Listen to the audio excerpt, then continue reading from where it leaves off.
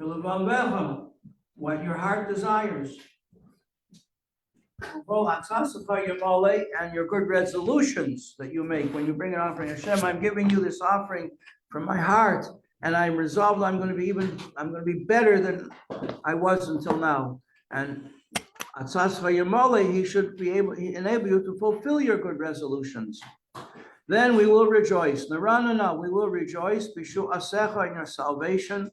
V'shem Eloheinu nidgel. We will raise the banner on high with the name of Hashem.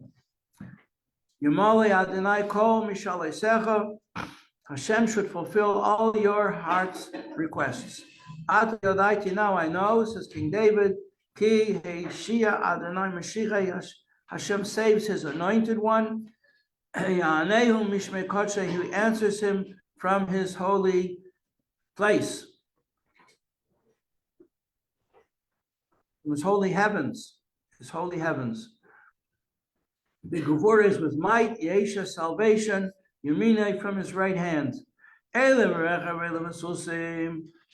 come with chariots, they come with cavalry, or their modern day equivalents.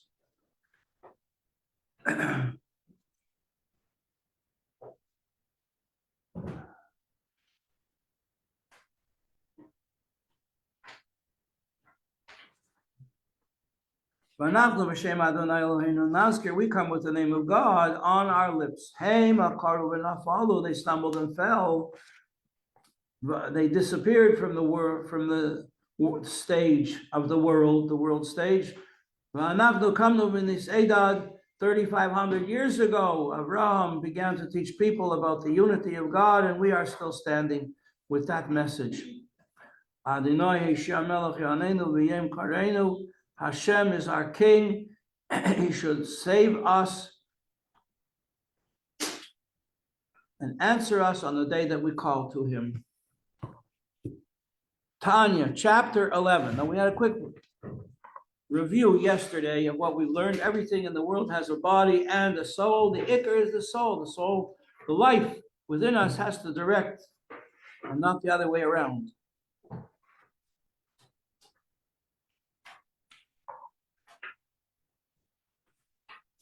People who are ruled by their physical needs are on the level of animals. That's how animals operate.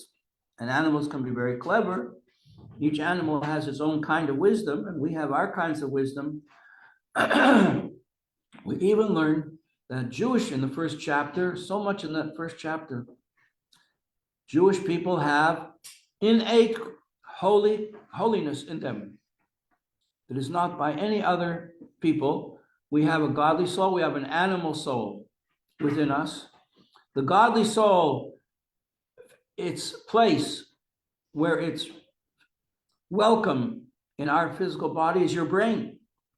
The brain is where the godly soul manifests itself. And from there, it comes down the back of your spine, right, into your heart.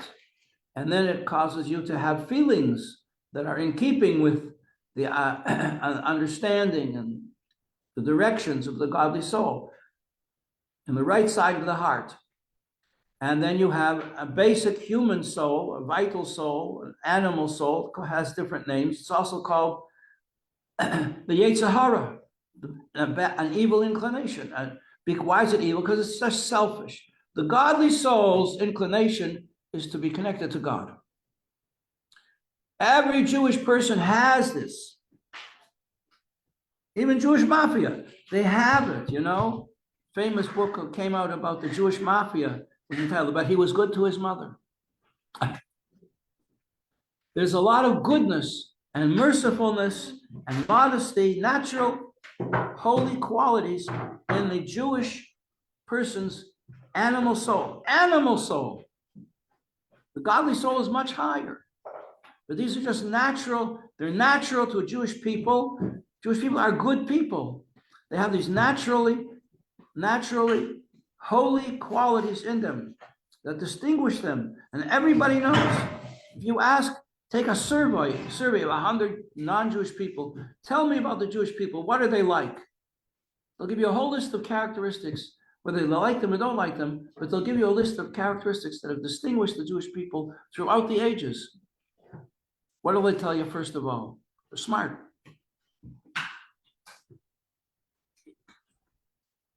They're pretty good in business. They always rise to the top. There are not a lot of people, not a lot of them in the world. They always seem to be in the important positions.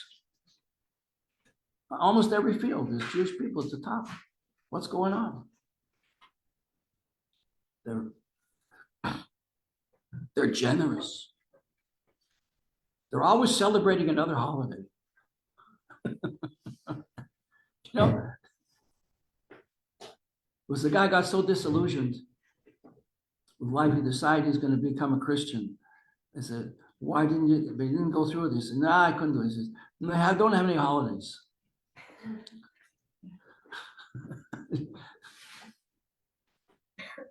The guy was in lager, in prison, and he was in good with the commander of the thugs. You know, they have their own, the prisoners have their own society. And the commander, nobody messes with him, not the guards, nobody. He runs his show. And this person, his name was Reb Lazer Nanas. And he said, Reb Lazer, I see you're very unhappy. What's going on? You didn't tell me about it. Why are you unhappy? He says, we have a holiday coming up. What's the holiday? He says, it's called Hanukkah. I need to light a candle. You need to light a candle? So you had to tell me about it. What do you need? He says, I need oil. I need something to hold the oil in. And anyway, with an onion skin, and with some fats that they got, and he pulled out some threads from his coat, and he made a candle. And they lit the candle. All the other prisoners gathered around so nobody would see, because you're not allowed to light candles in prison. And the next night he says, the Lazer, why you look unhappy today? We lit your candle last night. He says, yeah, but we've got 8 nights. 8 nights! How many holidays do you have? Chaim. So now we learned also yesterday by review that there's 3 categories of Jewish people according to the way they serve God. There's righteous people, wicked, not righteous. Instead of calling them wicked, let's call them not righteous. Okay, not righteous people, or not so righteous people. That's even better. Not so righteous. And we have regular people who are in the middle level. And together they make up the whole congregation of the Jews. A congregation is tzaddikim, rishonim, and beinanim. The first letters spell the word tzibur, a congregation. Have to have everybody. We need everybody. Therefore we have to be concerned and care for every single Jew. One version is we have to care for every Jew, the not so righteous people, just like the very righteous people. But another way of doing it, of saying it, is we have to care about the very righteous people just as much as we care about the not so righteous people. I mean, with Chabad is just geared to help people. So therefore, in Chabad, people tend to say we have to care about the righteous people, not less than the not righteous people.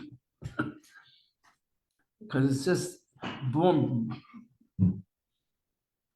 drilled into us from our earliest youth, reaching out to help people who are in need is the way of Chabad.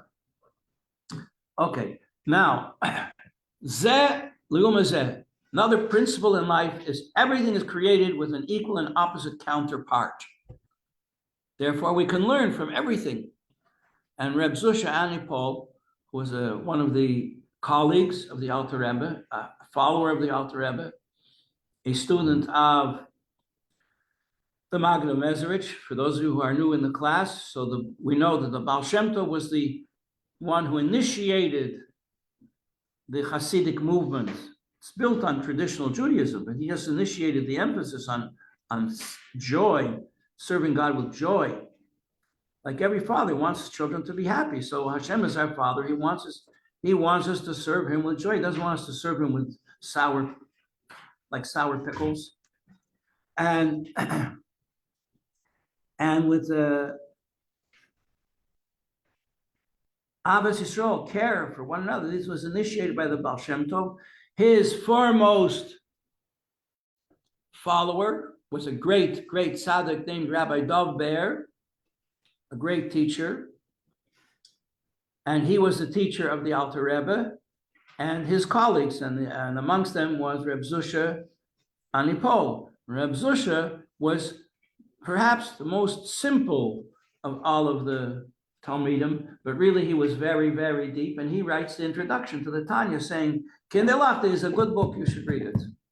I give my 100% recommendation to this book called the Tanya. So he's no slouch, this Reb Zusha. And he said you could learn 7 things how to serve God from a thief. A thief is a criminal.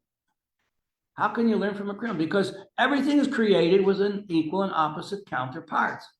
Everything a criminal has to do to be successful, we have to do also when we serve God. Now let's just go around. Tell me one thing about a thief. What makes it for a successful thief?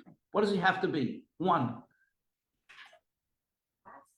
Fast. That's right. You have to serve God quickly. You can't just hang around. 2. I don't know, passionate about what he's doing. What? You don't know anything about thieves? No. Well, passionate about what he's doing. Passionate. That's right. A thief. You tell a thief, why don't you get an honest job? He says, give me a break. I'm going to sit in the classroom. Why do you think I became a thief? I couldn't sit in the classroom. 3. He needs to be smart and plan. What? He needs to be smart and plan how he's gonna. He has to have a plan. He has to work with it in an orderly way. If a person just says, I'm going to go steal something today, he'll get caught. He has to think the whole thing through. He has to be smart. A good thief is smart. Esther.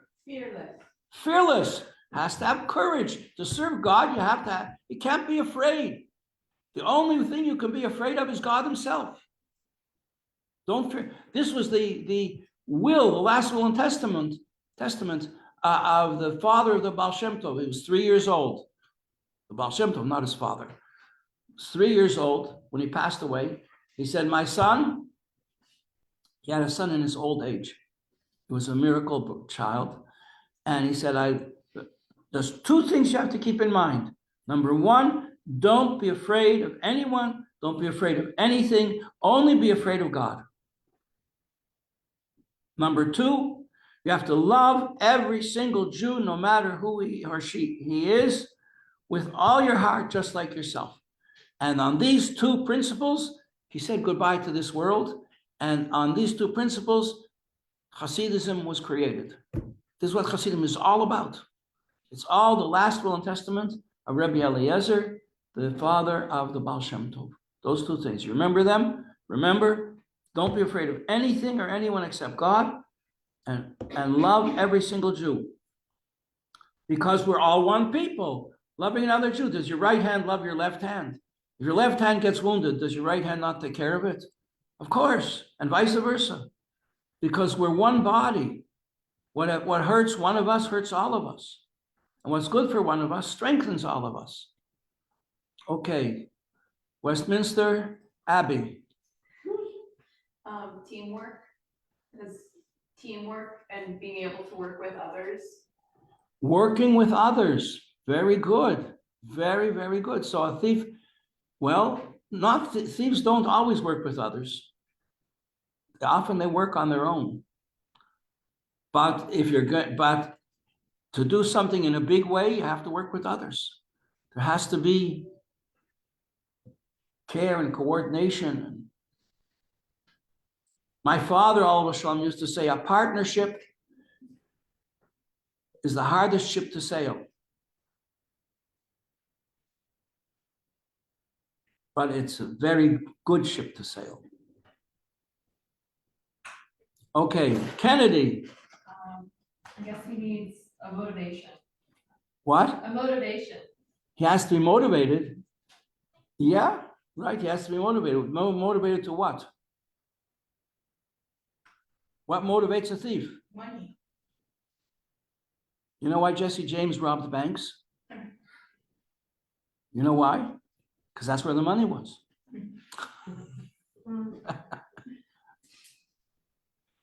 That's right. He has to have a very clear idea what he wants. Can't just say, oh, I think I'll be a thief today. What for? What do you want to steal? Tomatoes? Okay, so we got a lot. He has to be quick. He has to be passionate about what he's doing. That's sort of close to passionate and motivation is the same thing, I think. He has to be able to work with others. He has to have room to hear and in his awareness for things outside of himself. What did you say, Esther? Fearless. Yeah, he has to have courage.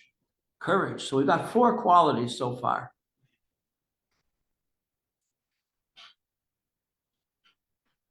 Noah? Valeria. Yes. Tell me about an Italian thief. Where are you from? Colombia. Colombia. Colombia, there's a lot of thieves in Colombia. We know about that. They kidnap children and hold them ransom for huge sums of money. There's a lot of drugs in Colombia. Yeah, drug cartels. A lot of thieves. Yeah. What do we know about them? What makes them thieves? Confidence. What? Confidence. Confidence, 100%. 5 qualities. He has to be confident he's going to succeed. Oh, I'll never get anywhere in life. He'll never make a thief. Okay, and name? Leah. See if we can get to 6. Secret, like What? I'm thinking like modest, but like they need to be hidden. Hidden? Secretive. Secret. That's right. Hatzna lechet. That's one of the highest forms of service of God. Serve God and nobody should know about it. Just between you and Hashem. You don't brag. Well, a thief does not brag. If he brags, they catch him. The police find out. He doesn't want anybody to know, okay, who he is or what he is. In fact, that's very much connected with the Baal Shem Tov, because in a previous incarnation, there was a Jew in Sfas who did something so great that in heaven, they said he needs to be repaid. And he was a simple Jew. And so they sent Elijah the prophet to teach him. And he comes knocking on the door. Someone knocks on his door. Yeah, hello. Beautiful looking Jew, the holy face. And he says, good evening. He says, can I come in? He says, sure. Would you like a cup of tea, some biscuits? We have some hamantash left over from Purim. And they have a nice conversation. And he says, how would you like to learn Torah? I said, I would love to learn Torah. He says, well, I'll be very happy to teach. I can teach you a lot of Torah. I could do that. Tell me something. What happened on your bar mitzvah? Oh, whatever happened on my bar mitzvah. That's just between me and Hashem, he says. Well, you could tell me, I'm going to be your teacher. If I'm going to be your teacher, I should know something like that. He said, yeah, but I never spoke about it to anybody. And I really don't feel like I'd like to speak about it now either. He said, but then how can I be your teacher if you don't open up your heart to me? Then I can't really be your teacher. And there are a lot of things I could teach you. And he said, well, I'm sorry, but I'm not going to do that. He said, well, then I'll have to leave. He said, well, I regret hearing you say that, but that's the way it's got to be. Thank you for coming by. Don't wait so long till the next time. Bye-bye. And Elijah goes back into upstairs. And they said, what are you doing here? He said, well, I couldn't teach him because he wasn't respectful. A student has to be respectful of his teacher. He said, listen, Mr. Elijah, you better get back down there quick before you're going to be in big trouble. And don't ask any more questions. Just do your job and teach him. And he did. And so he came back and he taught this person everything that he knew about the Torah, the revealed Torah, the mystical side of Torah, the language of the birds and animals and all kinds of secrets of the universe. And he became a great tzaddik and nobody knew who he was. And until he passed away, and then his soul went up into heaven, and they said, Rabbi Yid, you did wonderful things here in this world, but there's one thing you didn't do. You didn't teach other people and share with them the knowledge that you acquired. So you're going to have to go back again. And this time you're going to have to share what you know. And so he came back. And how he came back and who was deserved to be the father of such a child and so on, that's a different story, not for now. Who did he come back as? Rabbi Yisrael Baal Shem Tov. That's the story of the Baal Shem. That's where the Baal Shem Tov got started. And when he was 3 years old, his father told him, don't be afraid of anybody except God and love every Jew like yourself. So that's the idea of the importance of serving God in a hidden way. And we learn that from a thief. It's one of the last things you might think of, but a thief has to be everything in secret.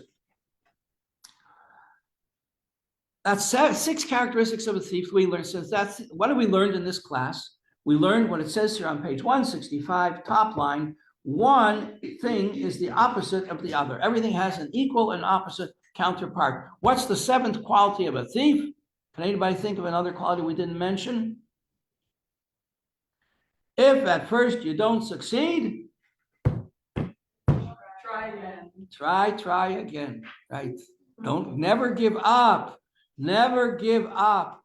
And Shliach goes out. How many shluchim went out to their place where they were to spread Yiddishkeit and to help Jews come under the wings of the Shekhinah and be able to serve God?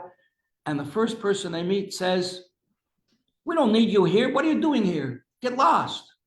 You know how many times that happens? A lot of times. I'll tell you one quick story because class is almost over. My grandson just went out to a new place with his newly married wife. What other wife could he have? This young guy. Before Hanukkah, they told him, there's no rabbi around within 3 hours drive of where he is. In a big city. There's shluchim all around, but none of them bothered with this place. He discovered it. Someone else discovered it, actually, and invited him to come. So he's there, and he sees a place. They tell him, about an hour away from here, there's a place called Yummy Donuts. He says, that must be Israeli. Americans don't serve yummy donuts. So he goes to this place, and there's the proprietor, man in his 60s, and he says, would you like to put on tefillin? No. And who invited you here? We don't need you here. Just get lost, don't come back. Okay. But his wife, newly married, is expecting a child, their first child. So she has to go to a doctor that you have to go to. Gynecologist, I think it's called. And turns out the gynecologist is 15 minutes away from Yummy Donuts. This is a great story. So they come back. He says to his wife, his newly married Israeli wife, and he says, you know what, there's a Yummy Donuts place 15 minutes from here. Let's go check it out. So they go, and there's the guy, and he says, didn't I tell you don't come back here? We don't need you. And his wife comes out, also Israeli, says, what's going on? Who are you? She says to my granddaughter-in-law. So she answers her in Hebrew. She says, oh, really? Where are you from? She says, Petach Tikva. She says, oh, you're from Petach Tikva. The proprietor's ears perk up. He says, what's your name? She tells him his name. He says, who's your father? She tells him his father's name. How long did he live in Petach Tikva? She says, all his life. Who was his father? Really? We grew up together. The two of us, they were founding fathers. There was a new settlement, a new area was started about 50 years ago. And they were the founders of this, amongst the founders of this city. They sat down, they bring together for an hour and a half. This is, this is the way it happens.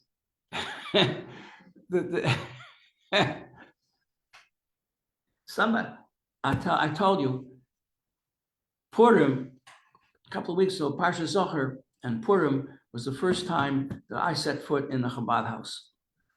That was 52 years ago.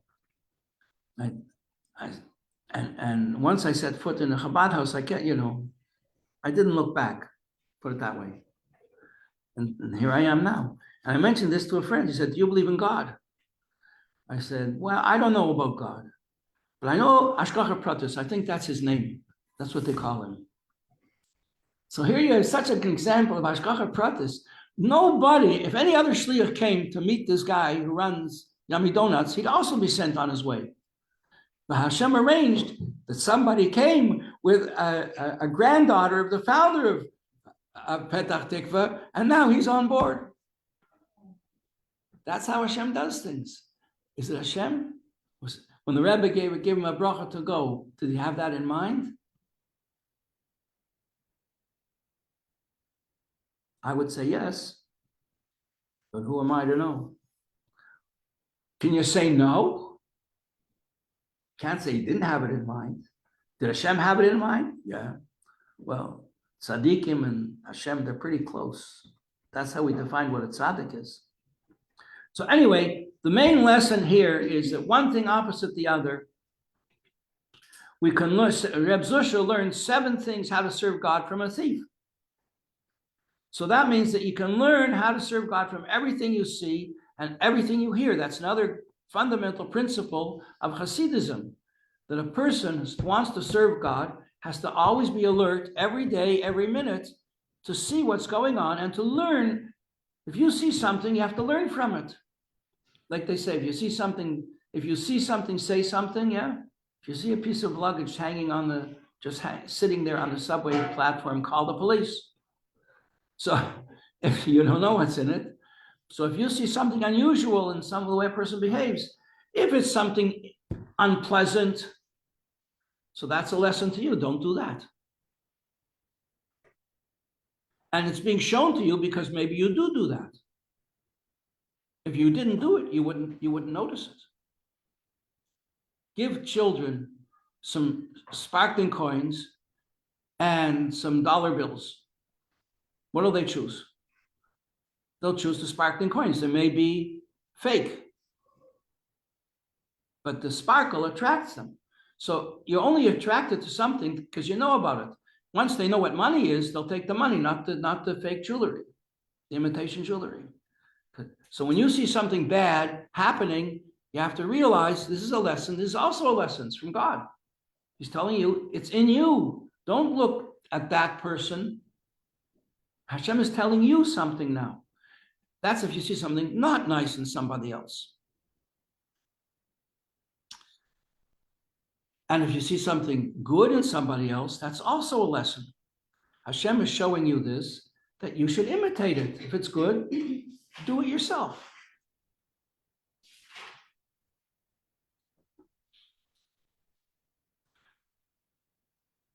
Okay, page 165, continuing, chapter 11. We're gonna go through quickly this chapter, as quickly as we can. That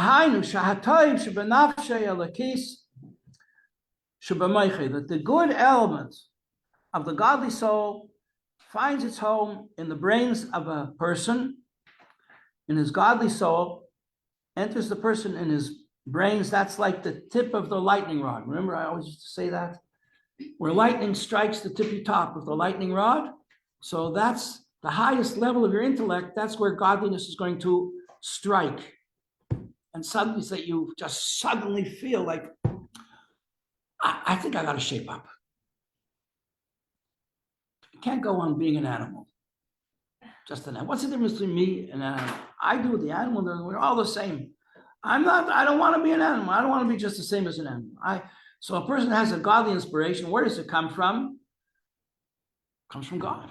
It comes from your great-great-grandmother who looked down and said, Hashem, I always believed in you. I always did things for you. I wasn't educated, but I always believed in you. Hashem, I have a great-great-granddaughter. She lives in Pittsburgh. And she goes to college and she's surrounded by anti-Semites and by Goyim, and you have to help her. And all of a sudden, you say, you know what? Maybe I'll go to Chabad house this Friday night. A girlfriend invites you. You said, you know what? Maybe I'll come along. Never went before. Hey, okay. I like chicken soup. Maybe I'll go for the Seder. Where does that inspiration come from? It comes from higher reaches of the godly soul, way beyond, much higher than you're even able to receive. And so a spark comes into you like lightning strikes a lightning rod. Whoa, I never used to feel like this. All right. And it goes from the brain into the right side of the heart, page 165. And it's kafuf u'botol l'gabi hara. But now, just like there's a tzaddik who has a little element left in an incy-wincy element of negativity left in him, so your average not so religious person has this element of goodness that's in him. It comes from his brain into the right side of his heart. But a person is not trained yet, so that inclination to be a good Jew, to be a good Jewish boy, or a good Jewish girl, a good Jewish man, a good Jewish woman, it's sort of overwhelmed. It has to be educated and developed and encouraged and grown. It has to be grown in the person's heart. And this level of the not so righteous person who has an element of good inspiring him or inspiring her is subdivided into tens of thousands of levels. Continue tomorrow.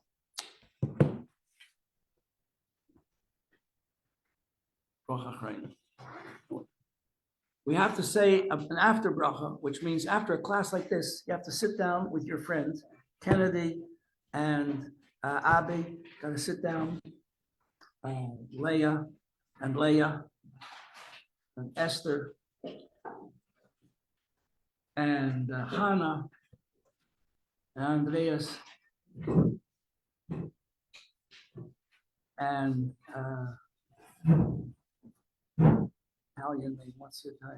Valeria. Sit down and say a bracha after our class and talk it over. What did we learn today? We told a lot of stories. Remember what stories? What stories did we learn today? We learned about the Baal Shem Tov. You have to make it real.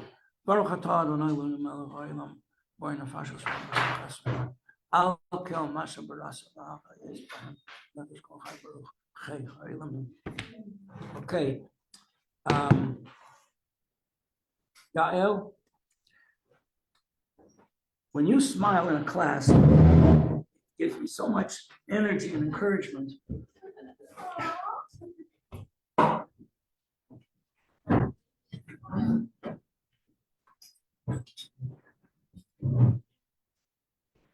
So, makes it more exciting. Shines, right?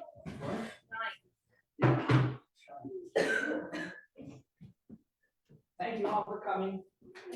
Please come again. If you're here only for a few days, think of extending it to 3 more.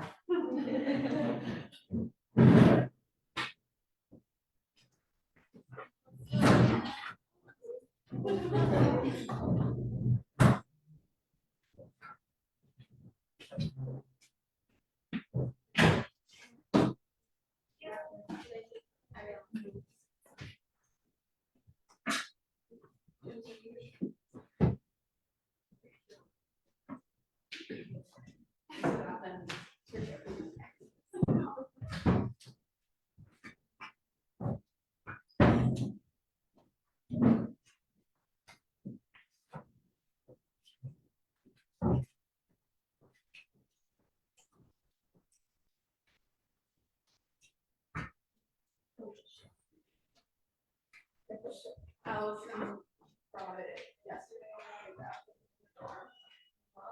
Oh, she brought you one? There was like a bag. Kind of Oh, sitting from her around new the job? tables. Yeah. The perks. You guys get from Joe's Burgers. Who works at Joe's Burgers? Huh? Guys? No one, but sometimes you have permanent. I don't know how she did it, but once she went about like our school or something, like they were like, oh, we want to get food. Should we do food? Oh, wow. Yeah, I should do food. It's really like it. Yeah, it's really good. I like my favorite thing is like the fries. I really like the fries and stuff. And then you're really happy.